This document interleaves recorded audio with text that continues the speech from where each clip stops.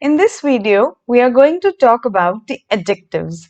Up till now, we did talk about the other parts of speech, noun, pronoun, verbs. Now we are coming on to the fourth part, that is adjectives.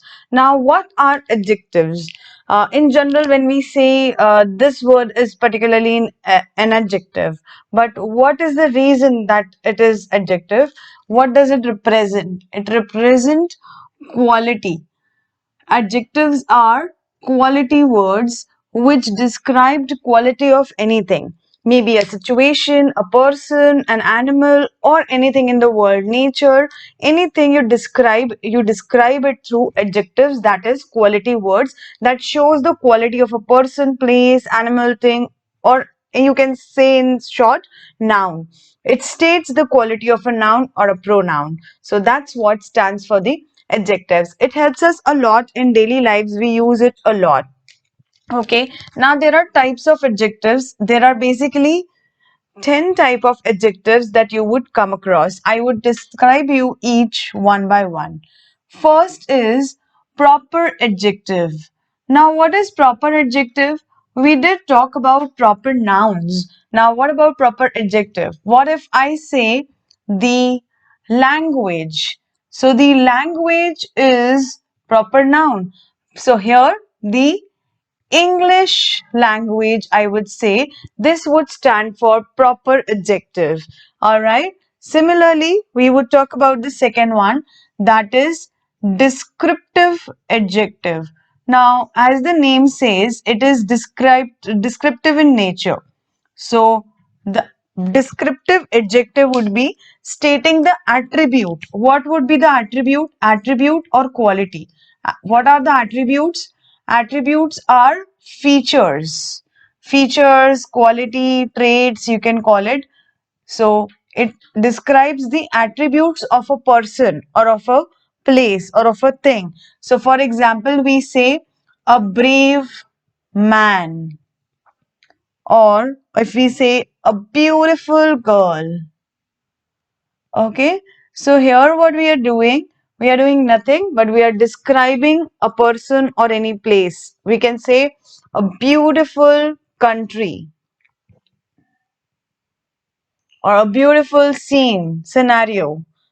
Scenery, we can also say that. So we can use it in different scenarios. That is descriptive adjective, the proper adjective that says which language, the English language. So it is stating the proper format of the language. Now let us come to the third one. We are going to discuss all 10. More of the examples are given in your notes. You can constantly refer to that as well when you are learning over here. Then we come to quantitative adjectives. Now, what are quantitative adjectives? When you say, you use a word like any, much, little. Let me give you an example over here. The example of this would be, I did not eat any fruit. So here you are using any as an adjective, and that adjective is quantitative adjective that you need to be careful for. This is fruits. All right. Now let us come to the fourth one. Which one is the fourth one? The numeral, which states the numbers. That is numeral adjective. Now numbers could be in different format. Say cardinals, ordinals, or multiplicatives.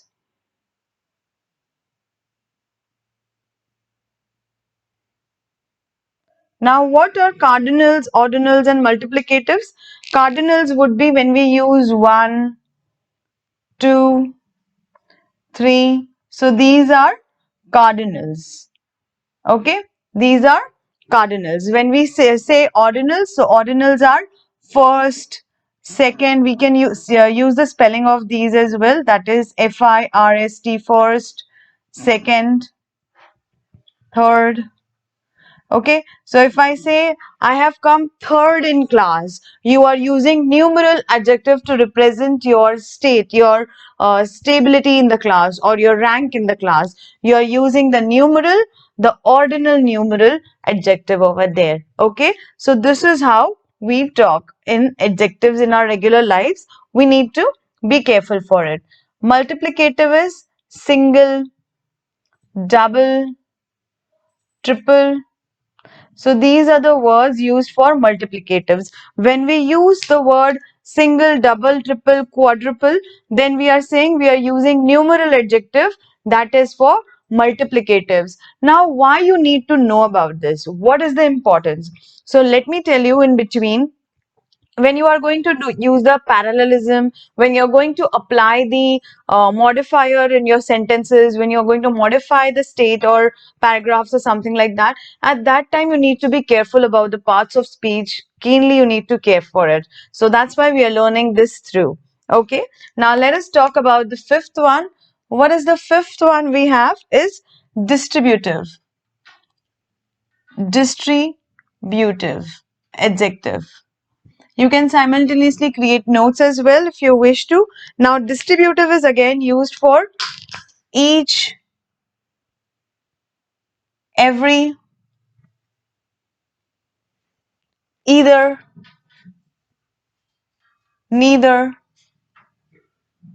These all are distributive adjective. When you say each of you are amazing in nature, so we would say this is a distributive adjective. Every one of you have to come with me to the picnic. So every one is we use it in a format of pronoun, indefinite pronouns. We did talk about it, but here every, only word every is used. Every is used as distributive adjective. Either, neither is used as distributive adjectives. You can refer the examples. All right. Now let us talk about the sixth one, that is demonstrative. Demonstrative adjective,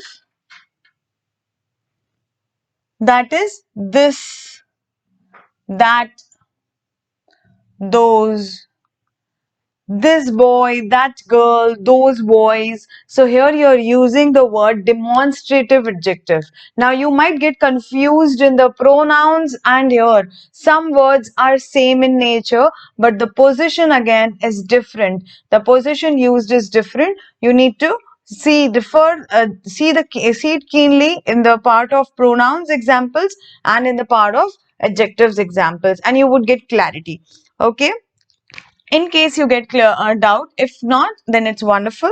Then we talk about interrogative adjective.